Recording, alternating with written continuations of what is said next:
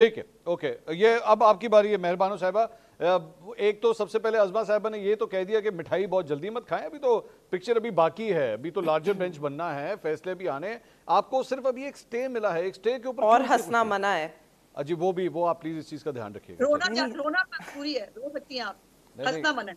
نہیں بولیے جی پورا پاکستان رو رہا ہے عظمیٰ بی بی, آپ کی حکومت, کسان رو رہا ہے, آپ نے تو کسان کو برباد کر دیا. شکر کریں ہم ہنس رہے ہیں.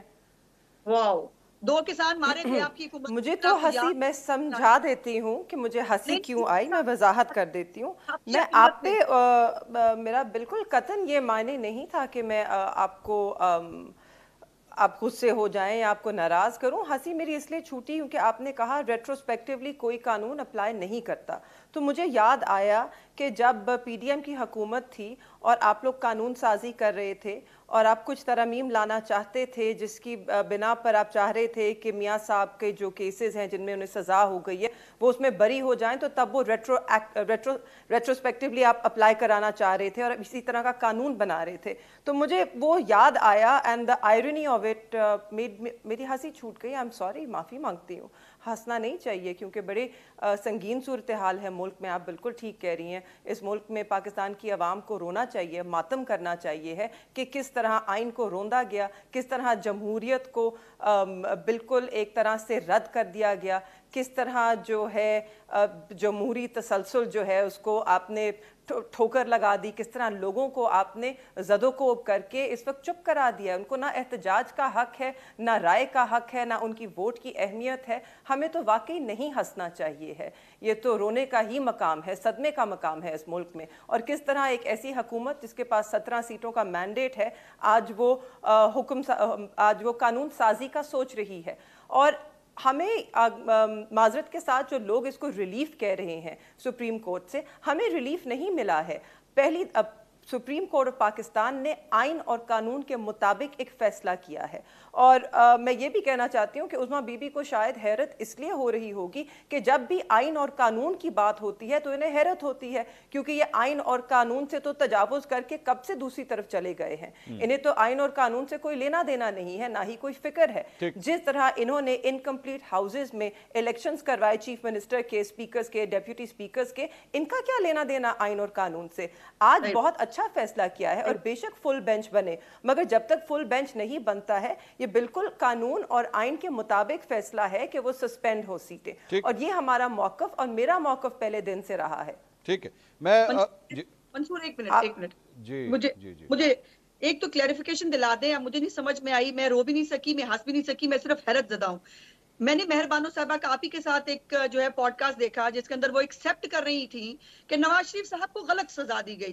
آج وہ محترمہ مجھے بیٹھ کے بتا رہی ہیں ہنسنے کے بعد بات پہ آئی کہ قانون جو ہے وہ اس کو ریٹروسپیکٹیو نہیں ہونا چاہیے تھا کیونکہ ایک بندے کے ساتھ بقول ان کے غلطی ہوئی تھی لیکن اس کو درست نہیں کرنا چاہیے. تو آئی ڈونٹ نو اس کے اوپر ہنسنا چاہیے, رونا چاہیے, یا واقعی کیا کرنا چاہیے. اور رونا تو مہربانو صاحبہ آپ کو آپ کی حکومت کو تب بھی نہیں آیا تھا جب آپ نے 2 کسان مار دیے تھے. آپ کے دور حکومت میں جب وہ بھی آئے تھے نا اپنی جو ہے مصیبتیں لے کر, تو ٹھوکر نیاز دیو کے 2 بندے مار دیے تھے. رونا آپ کو تب بھی نہیں آیا, اور آپ کو جو ہے وہ آئین اور قانون I know you want to answer that. آپ اس کے جلدی جواب دیجئے, میں پھر جعفری صاحب کے پاس جانا چاہ رہا ہوں. پولیٹیکل پارٹی اور ڈکٹیٹرز ایک لائن بالکل, میں چاہتی ہوں کہ آپ جعفری صاحب کے پاس جائیں. کیا کہا گیا, اچھا پہلے تو آپ کو رونا نہیں آیا جب آپ نے آئین توڑا. آپ کو تو رونا اس وقت بھی نہیں آیا جب آپ نے 9 مئی کرایا, آپ نے ایک ملک کے اندر ایک دائرے میں بغاوت کی کوشش کی, اور آپ کو رونا اس وقت بھی نہیں آیا جب آپ نے ایک قاضی فائزہ جیسے ایک جج کے اوپر جو ہے وہ ریفرنس دائر کر کے اس کو راستے سے ہٹانے کی کوشش کی. اور بھی اتنی لمبی چارج شیٹ ہے نہ آپ کو خیرات. چلے میں اب جواب لے لینا عظمہ صاحبہ, ان کا جواب تو لے لیجئے,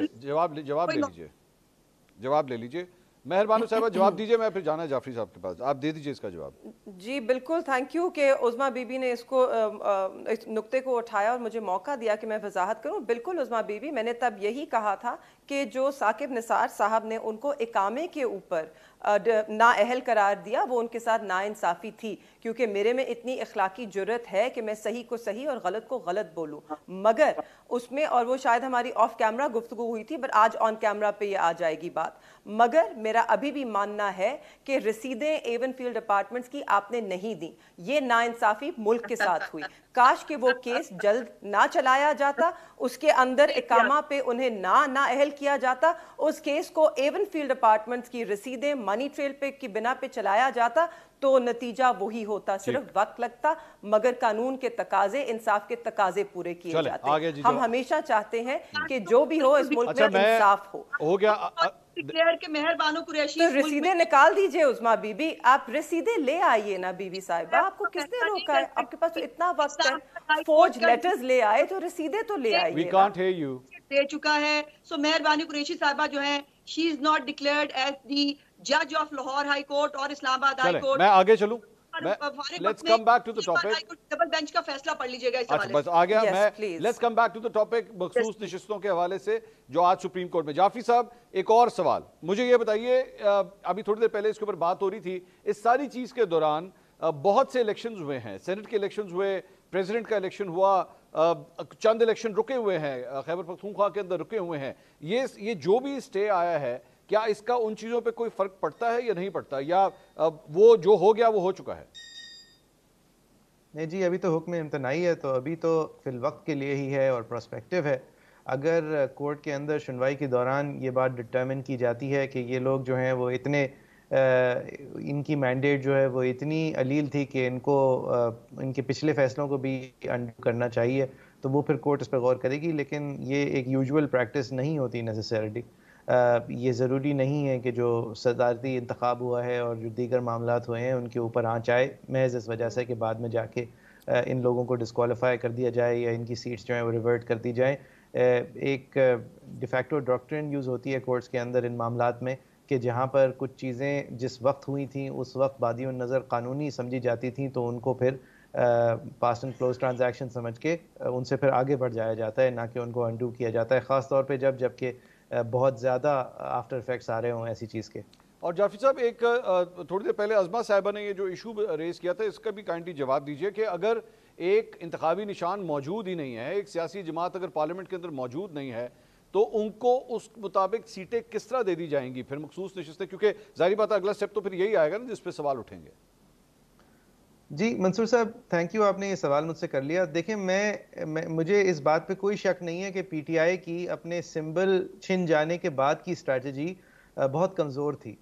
इस बात पे मुझे कोई शक नहीं है कि उनको ये नहीं करना चाहिए था कि इस जमात में कूद गए या उस जमात में कूद गए। और जो उनके पास 3 दिन थे इंडिपेंडेंट से कुछ और बनने के लिए, उन्होंने उन 3 दिनों में जो फैसले किए वो उन्होंने खुद इलेक्शन कमीशन के फैसले पे तस्दीकी मोहर लगाई, ये दिखाने के लिए कि उन्होंने अपने आप को इंडिपेंडेंट तस्लीम कर लिया। करना उन्हें ये चाहिए था कि जिस तरह उनके खिलाफ कोर्ट का फैसला आया था उसके अंदर जो रिमार्क्स बेंच से आए थे और जो आर्ग्यूमेंट्स हुए थे, टेलीवाइज हुए थे, वहां पे कोर्ट ये बारहा कहे जा रहा था हम सिर्फ इस वक्त सिंबल के डिलीवरेबिलिटी, सिंबल की अवेलेबिलिटी के बारे में फैसला कर रहे हैं। यानी कि कोर्ट के अंदर से भी जो ये टेक्निकल नॉकआउट हुई थी पीटीआई को, वो सिर्फ इस बुनियाद पे हुई थी कि हम सिर्फ सिंबल का इस वक्त फैसला कर रहे हैं। अगर उस सिंबल के छिन जाने के बाद से की वजह से ऐसी और चीजें हो रही थी जिसकी वजह से उनकी सियासी जमात, बतौर सियासी जमात उनकी हैसियत के ऊपर सवाल उठे जा रहे थे, तो वो गलत थे, वो इलेक्शन कमीशन गलत कर रही थी और उनको इस बात के सामने